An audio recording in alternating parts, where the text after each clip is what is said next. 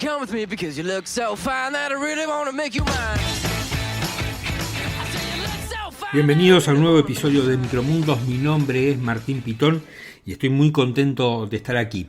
Ya saben, aquellos que nos quieran seguir, que quieran escuchar este programa todas las semanas, estamos en las principales plataformas de podcast. Nos encontrás en Spotify, nos encontrás en Apple y nos encontrás en Google. Ahí te podés suscribir, nos podés seguir, así no te perdés ningún episodio de Micromundos, un podcast de actualidad donde tratamos algunos temas, los que al menos nos parecen más importantes o nos inquietan un poco. Así que ya sabes, nos podés seguir todos los sábados, subimos un nuevo episodio de este podcast. Creo que el sábado que viene, que es 2 de abril, vamos a tener un episodio especial, pero ya les voy a contar en su momento sobre eso, en conmemoración de un nuevo aniversario de la Guerra de Malvinas. ¿Qué vamos a tener hoy? Bueno, realmente hoy yo creo que tenemos un episodio de lujo. Por supuesto, mi comentario editorial que va a seguir a esta introducción, me voy a referir a la interna del gobierno, la interna del Frente de Todos, y después para analizar la interna del Frente de Todos, ¿no? Esta guerra silenciosa por momentos entre el presidente Alberto Fernández y su compañera de fórmula, Cristina Fernández de Kirchner, la vicepresidente, que por lo general se mantiene en silencio. Hablamos con Carlos Fara, analista político y consultor. Bueno, me parece que Carlos ahí da una mirada muy interesante para analizar lo que pasa en Ucrania, ¿no? Hay una guerra que los rusos pensaban que iba a ser corta y se está extendiendo más de lo que ellos vaticinaban. Hemos tenido una larga charla con el periodista y analista internacional Andrés Repetto. Y finalmente un tema polémico. Esta semana se conmemoró un nuevo aniversario del último golpe de Estado en la Argentina, 24 de marzo, un golpe de Estado nefasto para el país, por supuesto, pero también me parece que hay que darle ahí otra mirada, una mirada que empieza a salir a la superficie, que estuvo durante mucho tiempo dormida, y es el tema del negacionismo o del contranegacionismo, y las víctimas también, que hay que tenerlas en cuenta y que nunca se han tenido en cuenta, de Montoneros y el ERP. Y sobre eso estuvimos hablando con Ceferino Reato. Todo esto en este episodio de Micromundos que empieza así.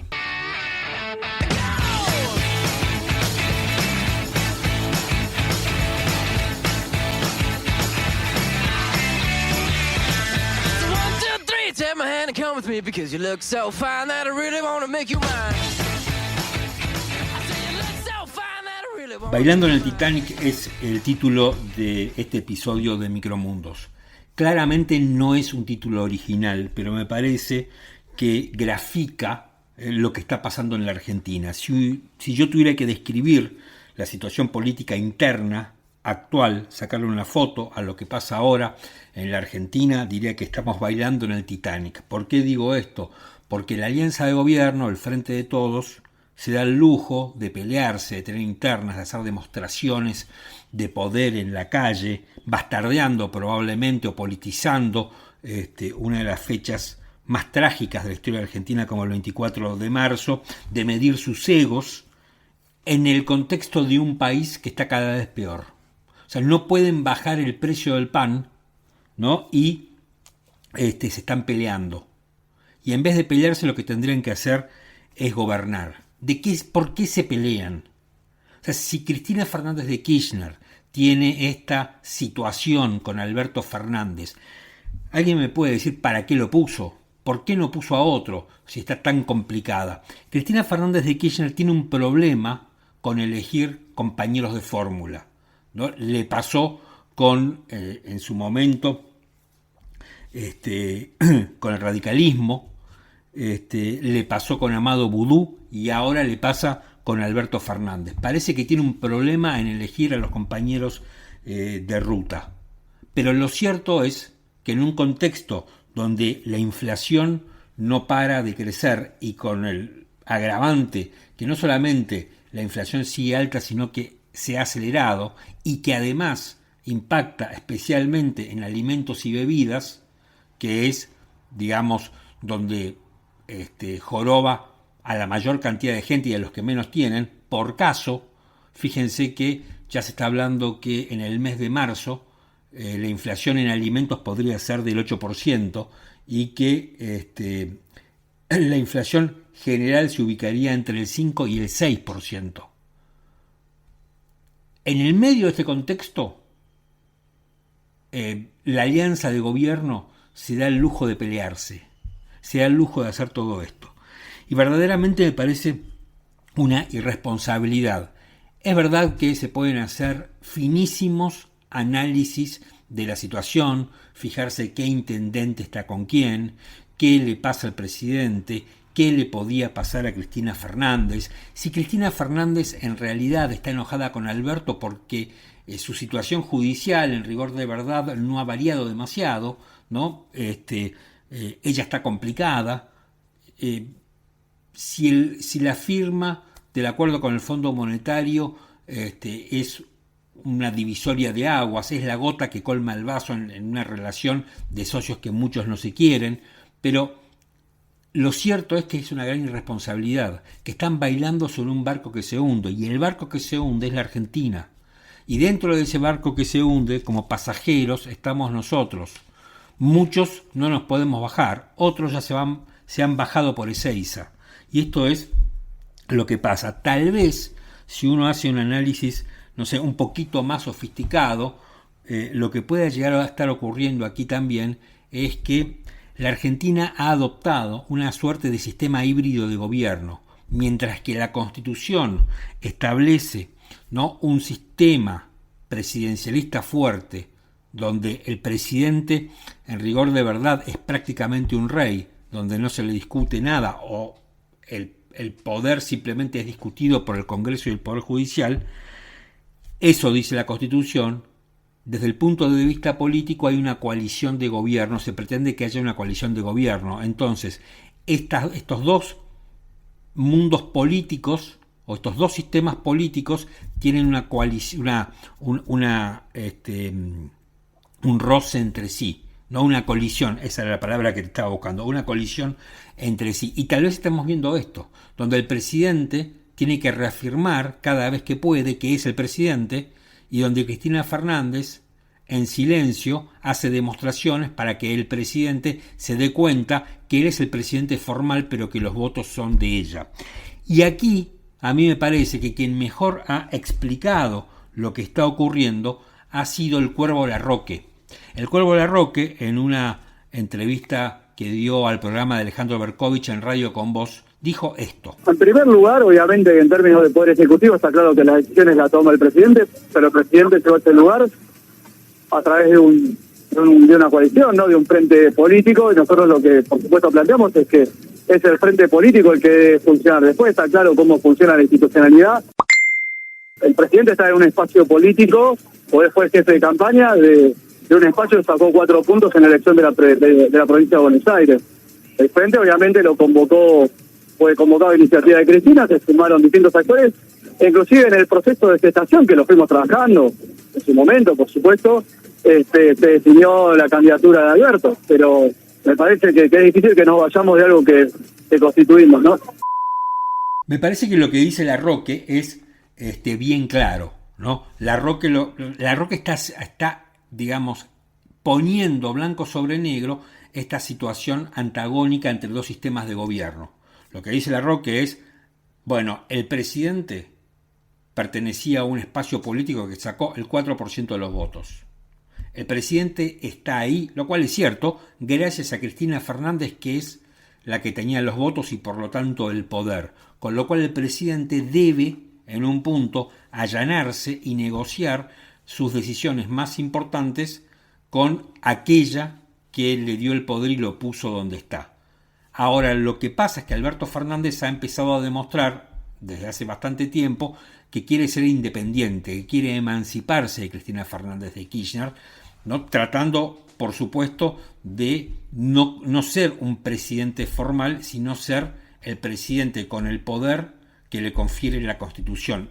Y aquí tenemos otra vez este problema, antagonismo. Larroque lo dice muy claro. Larroque lo que dice es, acá hay una cuestión formal donde hay que respetar la institucionalidad y hay que abrir una mesa política donde las decisiones se tomen allí, en ese lugar. Bueno, Alberto Fernández entiende que gobernar es otra cosa, que hay cuestiones que pueden ser debatidas y otras cuestiones no pueden ser debatidas. Bueno, y esto es lo que está pasando, y esto es lo que estamos viendo. Ahora, todo este sistema contra natura evidentemente está complicando las decisiones del gobierno.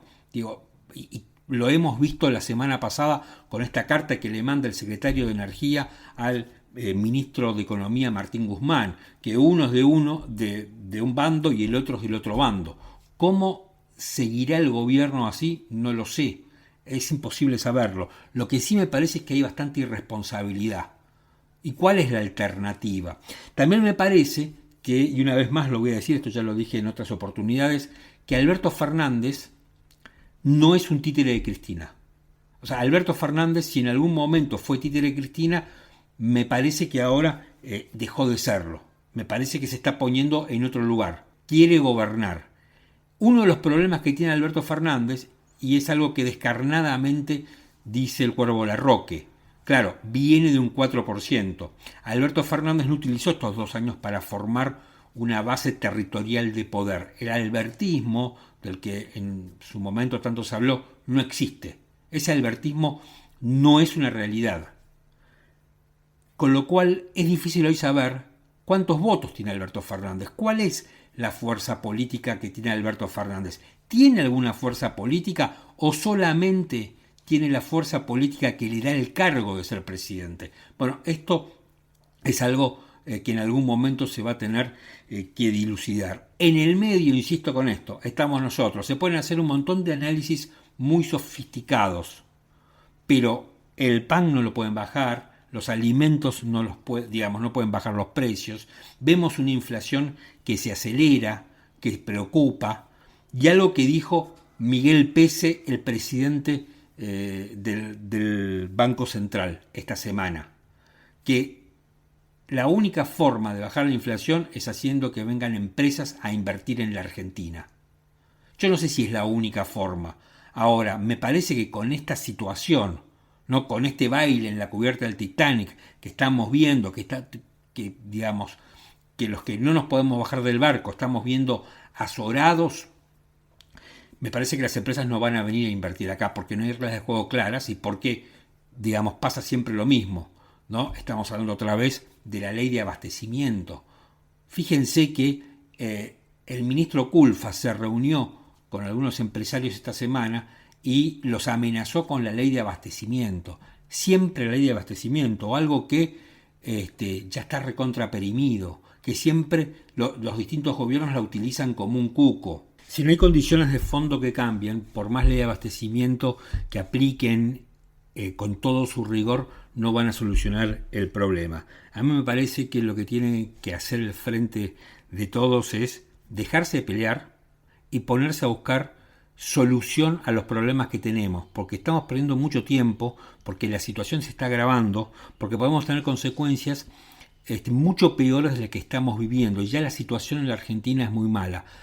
El índice de pobreza que tenemos es enorme y es pavoroso, la indigencia no para de subir, los precios están desatados, con lo cual me parece a mí que un acto de responsabilidad sería que efectivamente abran una mesa política, pero que en esa mesa política, en vez de estar buscando quién tiene el ego más largo, quién tiene más poder, bueno, se pongan a buscar alguna solución, pero alguna solución en serio, que no pase por criticar sobre si alguien tiene un departamento en Miami o si alguien se compró una 4x4, porque la mayoría de la gente no anda yendo a Miami, no se compra una 4x4, no está especulando. La mayoría del pueblo argentino está tratando de ver cómo puede llegar a fin de mes. Con lo cual lo que necesitamos del gobierno son soluciones.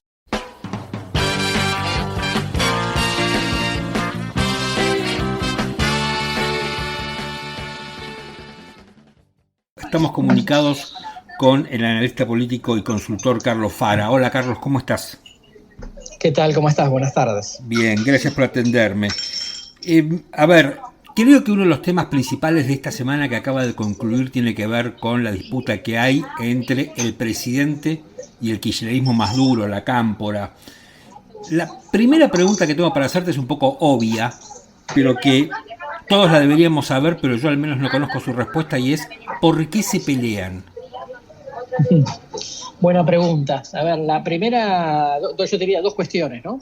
La primera es, hay diferencias conceptuales, claramente, respecto de lo que hay que hacer con la Argentina y cómo encarar ciertas cuestiones. Hay una diferencia de estilo también, que se conocía desde el principio, pero bueno, siempre va a terminar, digamos, marcando también algunas cuestiones de conflictividad. Y la tercera, digamos, tiene que ver con conversaciones o acuerdos entre ellos respecto a otros temas, como por ejemplo lo judicial, en donde seguramente Cristina piensa que Alberto no le puso el suficiente garra y preocupación para facilitarle algunas cuestiones, ¿no? ¿El tema judicial sería, digamos, lo que más los separa? Y es un tema muy importante para Cristina, ¿no? De hecho, Cristina seguramente buscará, cuando termine su mandato, buscará nuevos fueros, ¿no? Para seguir, digamos, tirando para adelante la situación. No descuido, digamos, las diferencias conceptuales que existen sobre la conducción general del gobierno. Esas diferencias conceptuales, a ver, lo primero que me imagino es el acuerdo con el fondo. Sí, sin duda. Hay que leer muy en detalle. ¿Te acordás la famosa carta de Cristina después de las PASO? Sí. Que fue una carta dura, pero entre otras cosas le dice algo así como: presidente, usted trata bien al poder fáctico, a la economía concentrada, y sin embargo también lo critican, con lo cual no tiene ningún sentido tener un estilo moderado, ¿no? Digamos, como que siempre, digamos, el estilo de la confrontación es el que tiene que guiar, ¿no?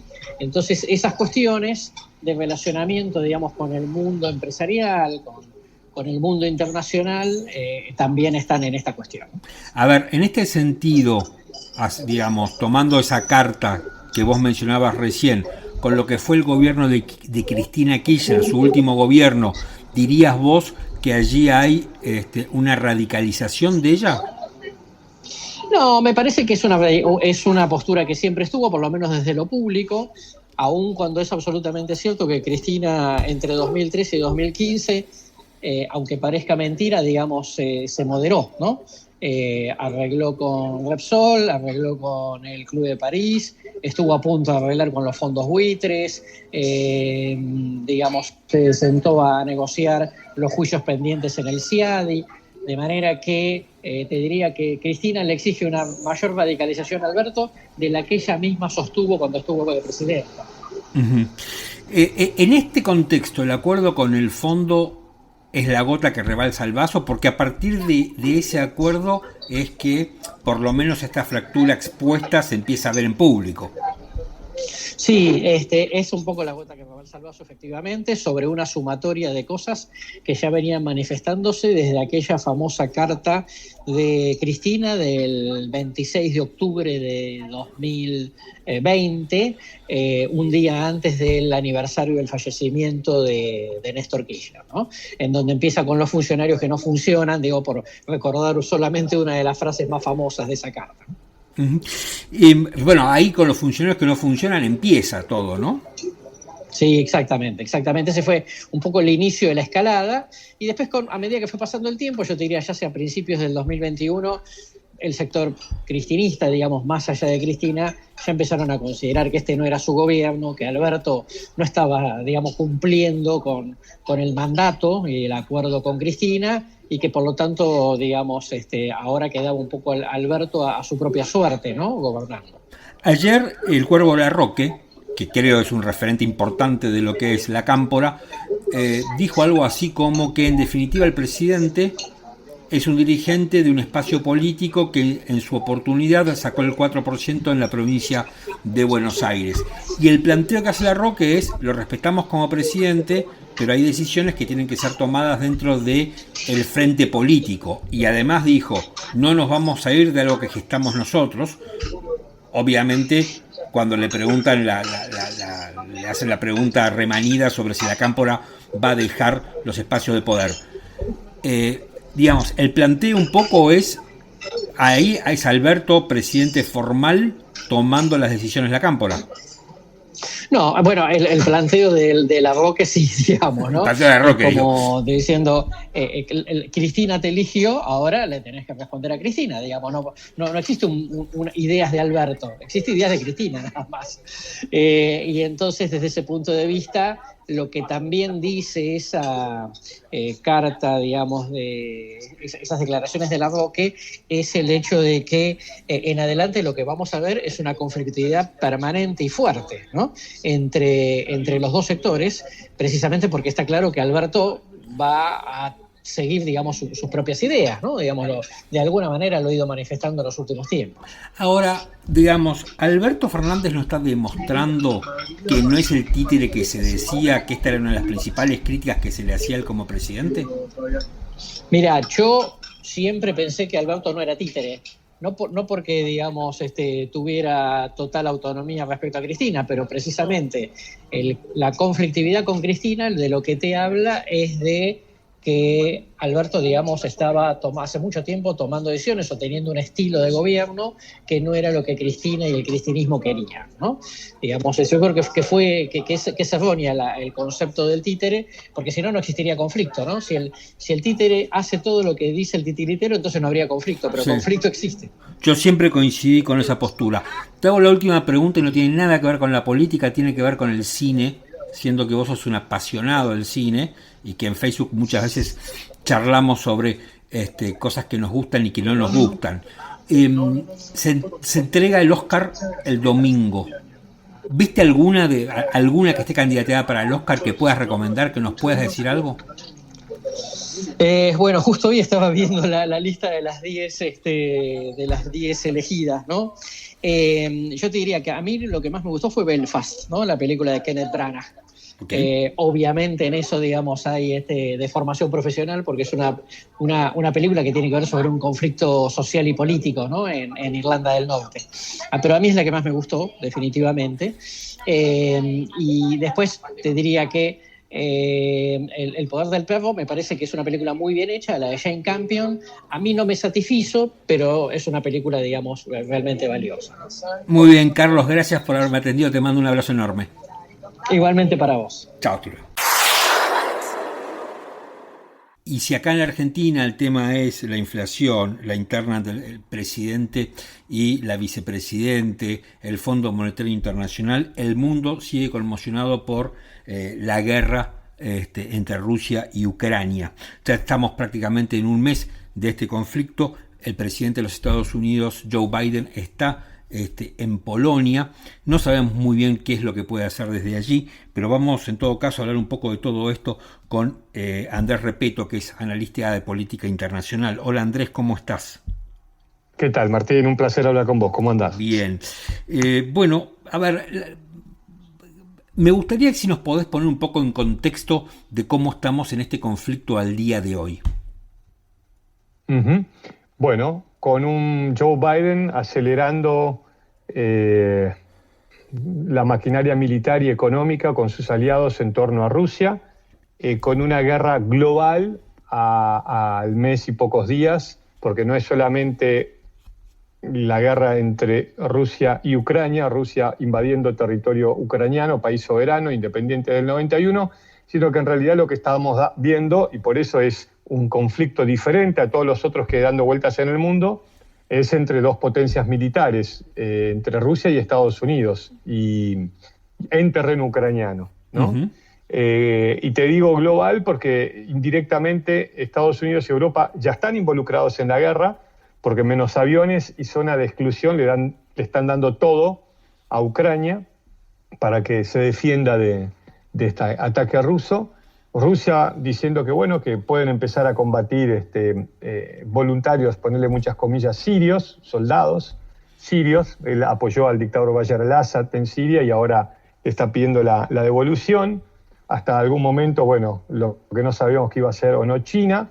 Y bueno, por supuesto, Bielorrusia como país que ha permitido la invasión y no sabemos si en algún momento la entrada de tropas también bielorrusas a territorio ucraniano. Bueno, la verdad es que esto va cambiando mucho, Martín, ¿no? Es decir, yo digo que acá hay otro actor y es lo impredecible. Uh-huh. Y lo impredecible hizo que pensemos que se trataba, y creo que Putin también y los generales también, de una guerra de 48 horas, ya lleva más de un día.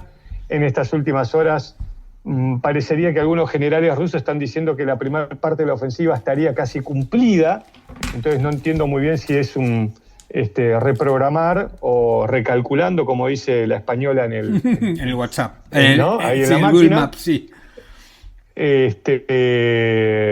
Así que, pero bueno, lo impredecible y con mucho texto o en estas horas también de amenazas de ataques químicos, es lo que está denunciando Estados Unidos, es lo que denuncia Rusia, todos se señalan.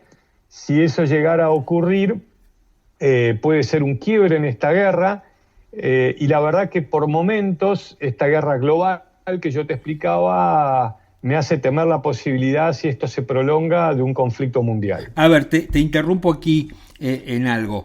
La utilización de armas químicas, que es un poco lo que se está discutiendo ahora, o la posible utilización de armas químicas, ¿sería una línea roja que no debería pasarse?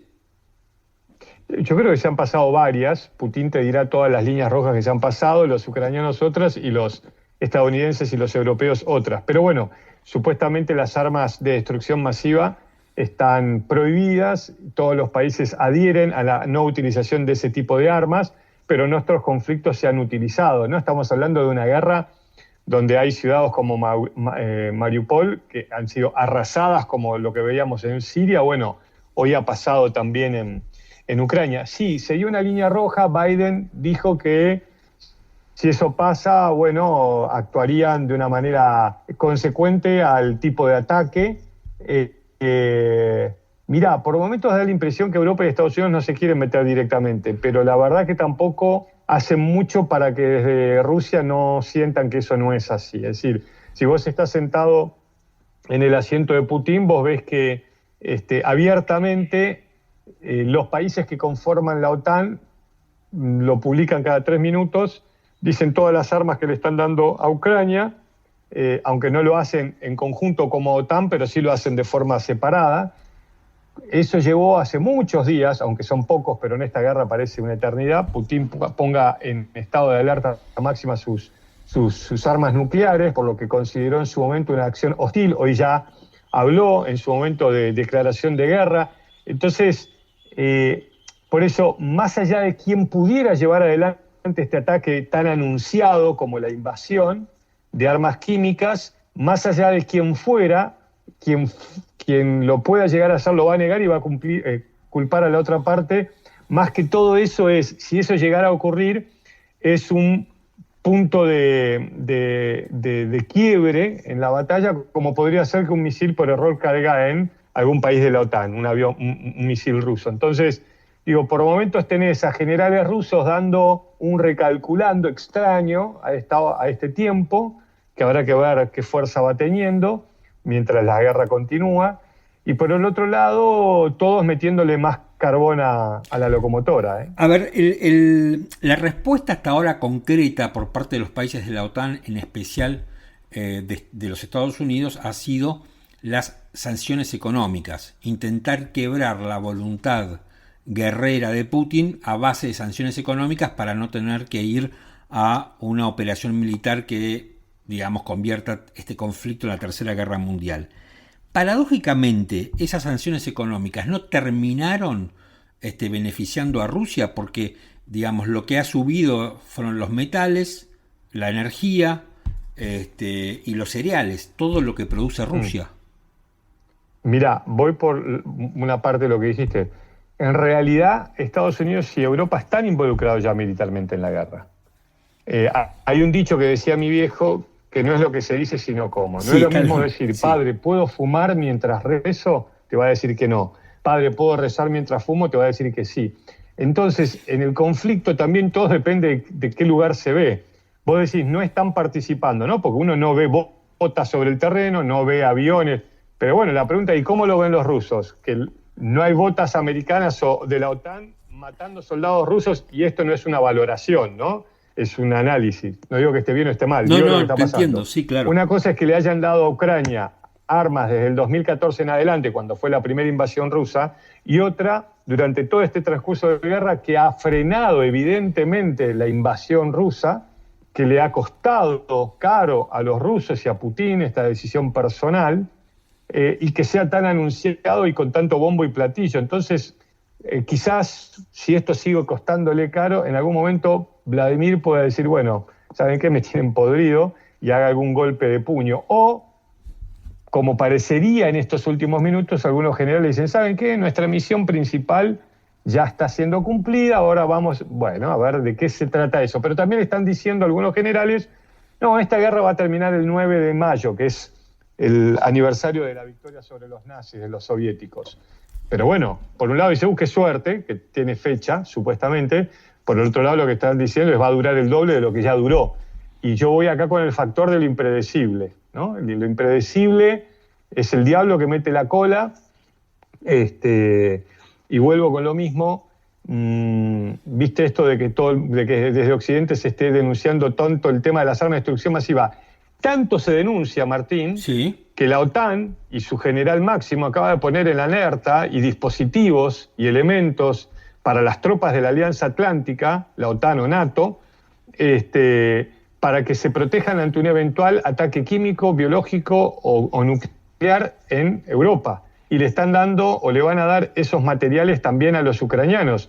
Entonces, bueno, atenti, ¿no? Con esto, porque una cosa es un ataque con armas químicas, como veíamos con Bashar al-Assad en Siria contra los civiles, y que eso en su momento llevó a Estados Unidos a bombardear posiciones sirias, cuando ya estaban los rusos metidos, y otra cosa es un punto de quiebre de esta característica en Europa. Entonces digo, hay mucha información que va paralela, y los gestos y la realidad de lo que uno ve en el terreno es que nadie se está preparando para la paz. Estados Unidos y Europa están movilizando más soldados, ¿no?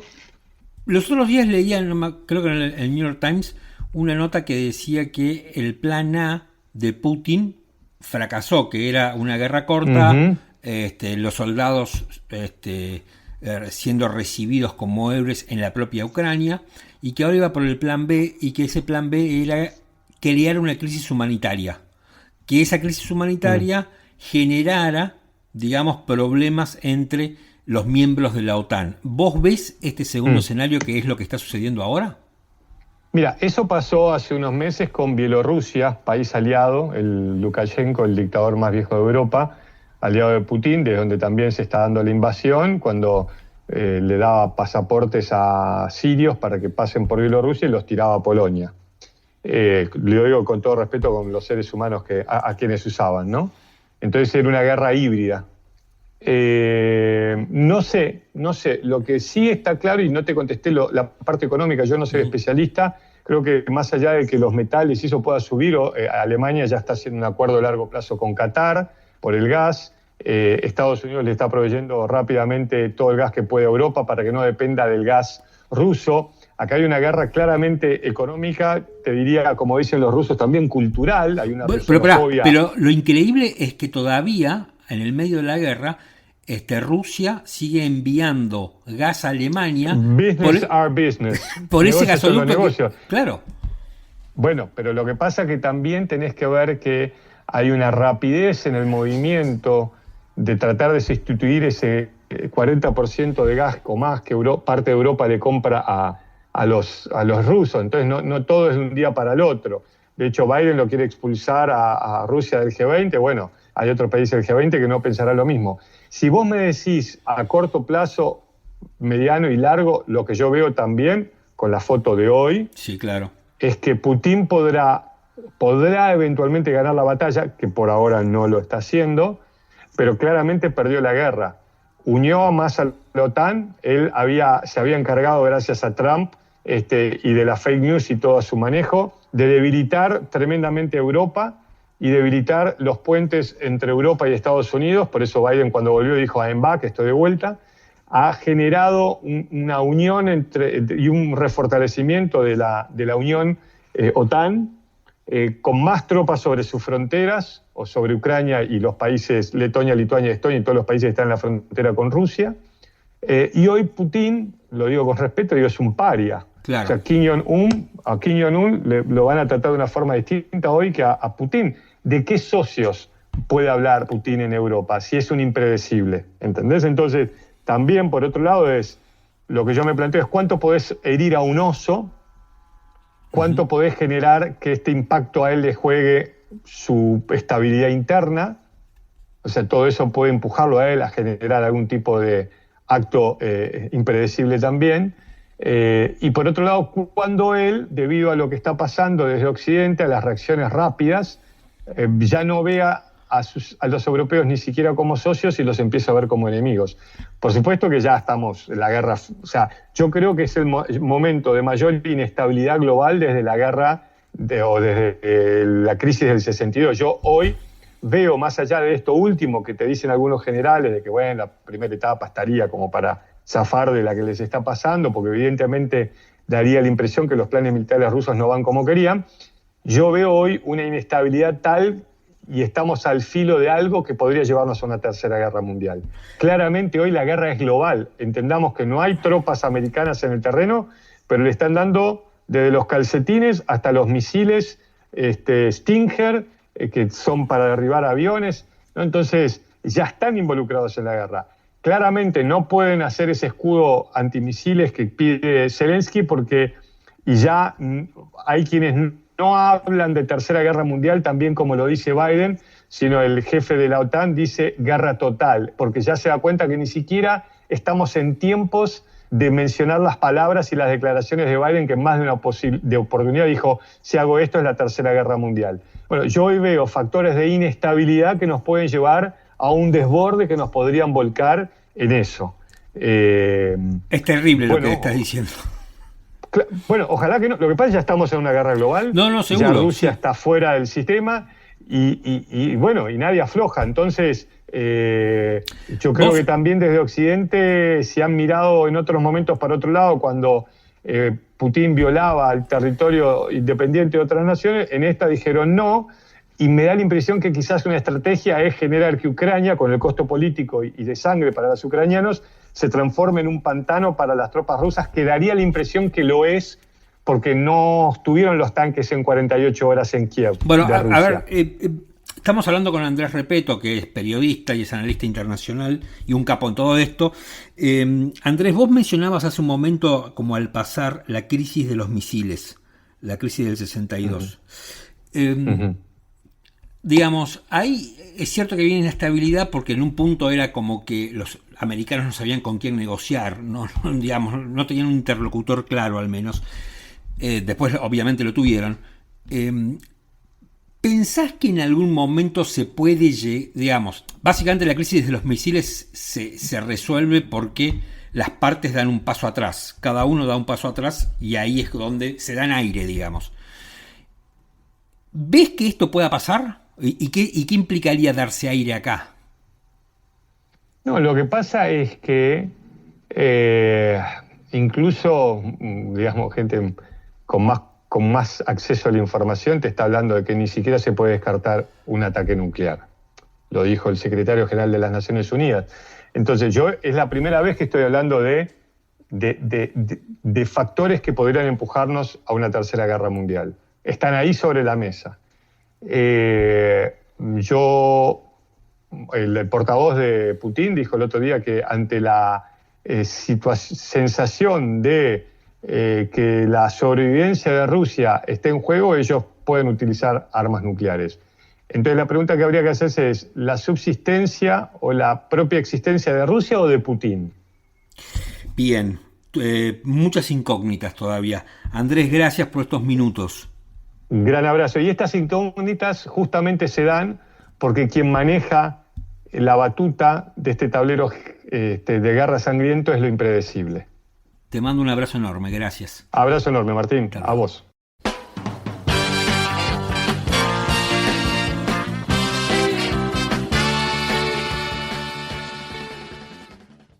Bueno, sé que con lo que voy a decir ahora, con lo que va a ser este comentario acerca del 24 de marzo, me puedo llegar a meter en un lío y mucha gente va a estar en desacuerdo conmigo y muchos me van a putear. Lo digo así, lisa y llanamente. Hay un relato. Como en prácticamente todas las cosas, siempre hay un relato. Lo que pasa es que uno quiere que ese relato sea lo más objetivo posible, lo más ecuánime posible. Lamentablemente, con lo que ha sido la última dictadura militar, que empezó, por supuesto, el 24 de marzo de 1976, hay un relato. Y ese relato, en gran medida, dispone que las organizaciones guerrilleras, Montoneros, el ERP, eran personas, eran jóvenes ideales que querían una patria mejor. Lamentablemente, los jóvenes ideales que querían una patria mejor no encontraron mejor manera de llegar a ese objetivo que matando gente. Ahora, esto no significa que cada vez que hablemos de lo que hicieron Montoneros y el ERP, signifique que uno adscribe a la teoría de los dos demonios o que es negacionista. ¿Por qué? ¿Por qué no se puede hablar sobre lo que hicieron los Montoneros y lo que hizo el ERP? ¿Por qué? ¿Por qué no podemos hablar de las víctimas de tantos atentados que perpetraron los guerrilleros? Porque en la Argentina, digamos, tal como está, como está construida esa narrativa, que no es propia del kirchnerismo, ¿no? Porque me parece que en un punto tal vez el kirchnerismo magnificó esa narrativa y la hizo penetrar en un montón de lugares de poder. Caso los medios, por ejemplo. Pero ¿por qué no podemos hablar de eso? ¿Por qué hay alguien que dice que si uno empieza a hablar de las víctimas de los guerrilleros es un negacionista? O adscribe la teoría de los dos demonios. A ver, yo creo firmemente, como mucha gente, que el terrorismo de Estado es el peor de los terrorismos. Y esto está ya, esta cuestión ya está zanjada, ¿no? Ya está zanjada. Y a mí me parece que una de las cosas espectaculares que ha tenido la democracia en la Argentina ha sido el juicio a las juntas, ¿no? Y que realmente en ese plano el gobierno radical de Raúl Alfonsín fue invaluable. Y creo que hoy tenemos la democracia que tenemos, imperfecta, con problemas, con muchos matices, pero que a nadie se le está ocurriendo que un golpe militar es la solución a algo, gracias a Alfonsín, y en gran parte creo yo que gracias a dos hitos impresionantes en el juicio, en el gobierno de Alfonsín. Por un lado el juicio a las juntas y por otro lado el nunca más. Esos dos pilares me parece que se los debemos al gobierno de Alfonsín, son los dos pilares importantísimos de la democracia. Y por supuesto a no olvidar. Ahora, no significa hablar de víctimas de la guerrilla, negar que los militares se robaban chicos y se los daban a distintas parejas para que los criaran, que a mí me parece una de las cosas más aberrantes que hubo. No significa decir que acá no hubo delitos de lesa humanidad o que no hubo un plan sistemático, no, de tortura y de desaparición forzada de personas, o que a muchos desaparecidos, ¿no?, los dormían y los tiraban de un helicóptero en el medio del río de la Plata para que se ahogaran. O sea, no hay nadie dice que haya que negar todo eso, porque un imbécil solamente podría negar todo eso que pasó, todos esos crímenes aberrantes que perpetraron los militares, y que ni siquiera las organizaciones guerrilleras justifican todo eso. Por supuesto que a los guerrilleros había que aprenderlos bajo la ley, bajo el imperio de la ley, y juzgarlos. Pero también había que neutralizar esas bandas armadas. Neutralizarlas, sí, como se escucha, neutralizarlas. A mí me parece que en la Argentina tenemos que empezar a animarnos a hablar de las víctimas, ¿no? De los guerrilleros, de un montón de gente que fue víctima y que no tenía absolutamente nada que ver. Me parece que en la Argentina, de una vez por todas, incluso el periodismo tiene que empezar a hablar acerca de los aberrantes crímenes que cometieron Montoneros y el ERP, que no eran idealistas, o que si eran chicos idealistas o jóvenes idealistas, equivocaron claramente la metodología. Porque esto fue así. Yo lo lamento, yo no soy ni negacionista, ni adscribo a la teoría de los dos demonios. Pero tampoco podemos decir que acá no pasó absolutamente nada. Y no podemos decir que Montoneros y el ERP eran jóvenes que solamente pensaban en el bien común. Yo me pregunto si los verdaderos negacionistas no son aquellos que acusan de negacionistas aquellos que pensamos que se puede hablar, ¿no?, de los crímenes de Montoneros y el ERP y de las víctimas de Montoneros y el ERP, ¿no?, y que inmediatamente nos señalan con el dedo para hacernos callar. Yo no quiero callar. Me parece que no hay que callar. Hay que decir todo. Hay que poner todo sobre la mesa, tal vez porque de esa manera podamos superar los 70, que no significa que nos olvidemos de los 70, que no significa que equiparemos a unos con otros, porque el terrorismo de Estado no se puede equiparar, pero tampoco hay que callarse.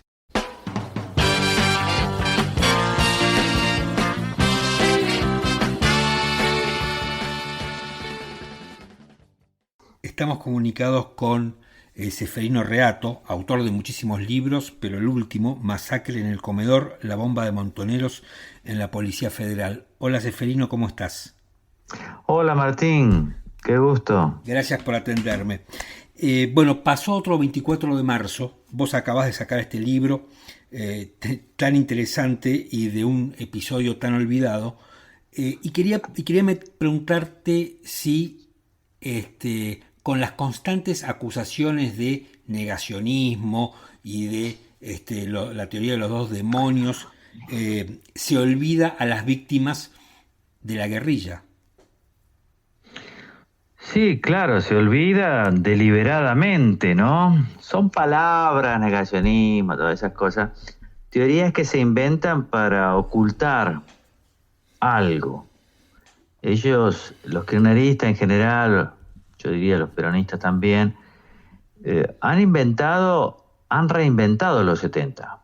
Tienen una versión muy definida que les permite hacer política en el presente. Usan los 70 para constituirse ellos mismos en los herederos de unos presuntos jóvenes idealistas que defendían la democracia, los derechos humanos, las libertades, y que eran atacados por malos que son muy parecidos a los malos que atacan ahora el kirchnerismo.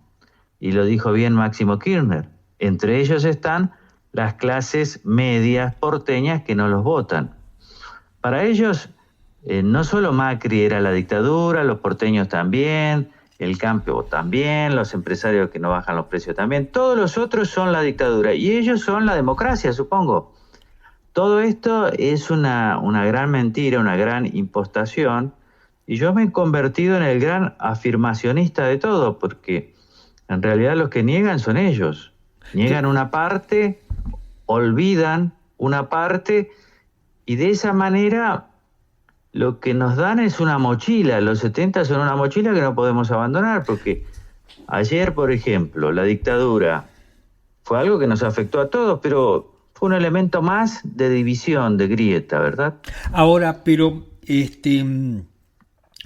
no solamente es el kirchnerismo o el peronismo, también hay partes del radicalismo, y te diría que también hay mucho de los medios que tienen esta visión, que si vos decís, no hubo 30.000 desaparecidos, hubo menos, o guarda que mataron un montón de personas que no tienen nada que ver, no sé, como tu libro, que mataron un montón de gente que ni siquiera era policía, y eso ya es ser negacionista.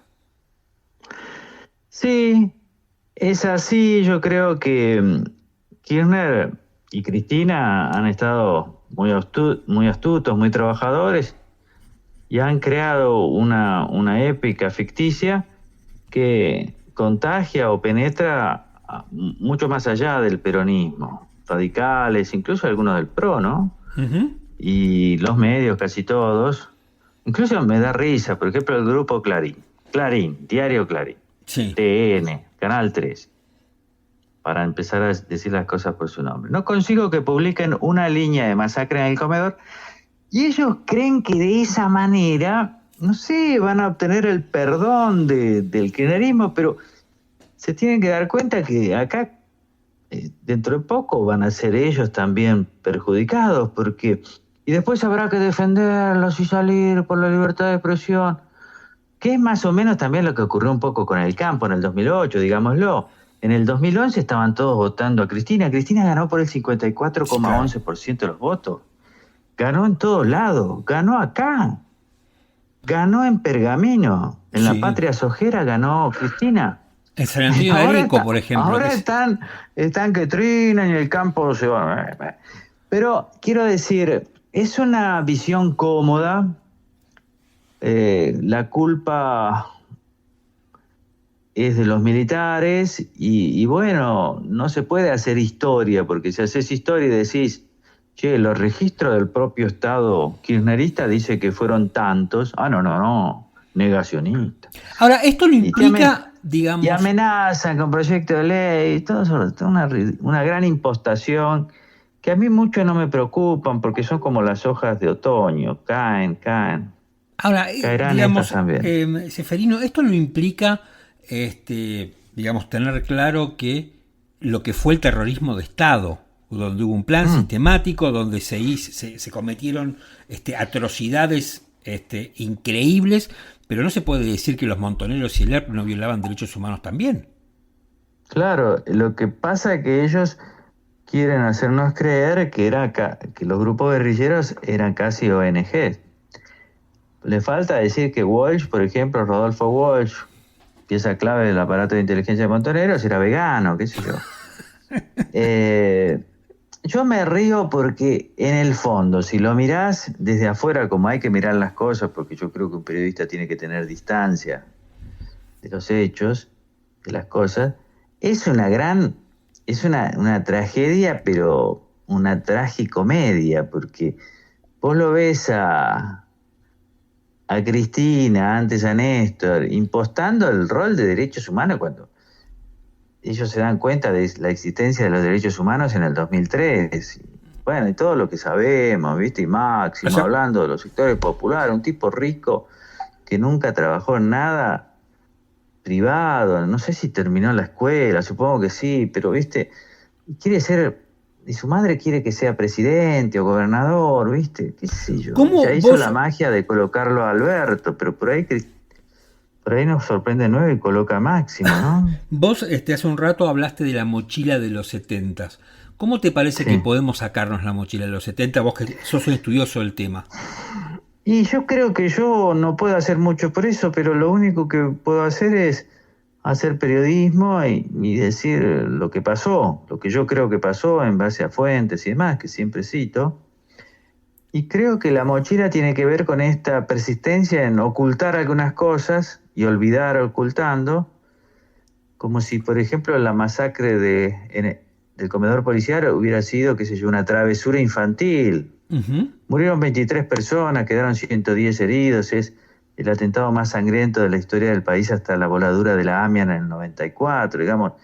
No se pueden ocultar esas cosas. Tarde o temprano sale y si no sale se convierte en mochila, algo que no lo superás, que te agobia. Muchas veces no te das cuenta por qué. Pero bueno, es así. Seferino, no te quiero robar más tiempo. Muchísimas gracias por esta charla. Por favor, gracias a vos. Un abrazo. Un abrazo, hasta luego. Llegamos al final de este episodio de Micromundos, espero que les haya gustado. A mí me encantó hacerlo, creo que cubrimos temas bastante delicados, bastante densos. Serie recomendada, 1883. 1883 la podés encontrar en Paramount Plus y me imagino que aquellos que tienen Flow también ahí la pueden encontrar. Es la precuela de otra serie que ya la recomendamos en este espacio que se llama Yellowstone, y está protagonizada por Kevin Costner. Esta precuela va hacia atrás 2 o 3 generaciones y es un western bien recontra clásico, como se contaban los westerns anteriormente en la época de John Wayne, y es como el tatarabuelo del personaje que protagoniza Kevin Costner en Yellowstone se termina por establecer en Montana, y lo que te cuenta la historia, que la podés ver si no viste Yellowstone, la podés ver sin ningún problema, lo que te cuenta es la vida durísima de los colonos norteamericanos tratando de conquistar lo que después iba a ser su propio país o su propio país, ¿no? Bueno, a mí me encantó, es la serie que más me gustó de este año. Tiene nada más que 10 capítulos porque después esa precuela continúa con otra que se va a llamar 1932. Se va acercando hasta unirse con Yellowstone. Al igual que Yellowstone, el creador y el escritor de esta serie es Taylor Sheridan, un tipo que para mí es impresionante, que tiene incluso algunas películas también muy buenas. Así que 1883 se las recomiendo, y este es un sábado especial porque estamos a las puertas del Oscar, que si podemos en algún momento analizaremos o no, veremos. Bueno, esto ha sido todo. Ya saben, suscríbanse. Estamos en Spotify, en Apple Podcast, en Google Podcast y en alguna otra plataforma por allí. Todos los sábados subimos contenido. Mi nombre es Martín Pitón. Hasta la semana que viene.